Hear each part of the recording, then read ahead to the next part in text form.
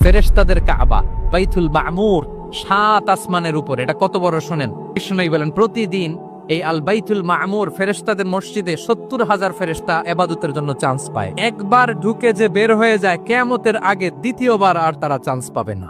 ওইটা শেষ। এরপরে সিদরাতুল মুনতাহা সীমান্ত বৃক্ষ, এটা আরো বড়। ফেরেশতাদের জ্ঞান সীমানা ওইখানেই শেষ।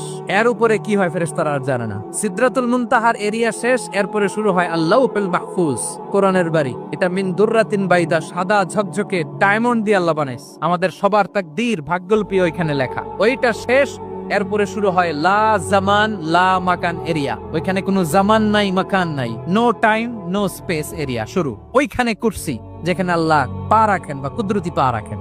বড় রাজা বাদশারা সিংহাসনে বসে পা রাখে একটা টেবিলের উপর, শাহী টেবিল, ওইটার নাম কুরসি। আল্লাহ বলে ওয়াসিআ কুরসিয়ুহুস সামাওয়াত ওয়াল আরদ। আল্লাহর এই কুরসিটা এতক্ষণ যা বললাম এই সবগুলার চাইতেও বড়।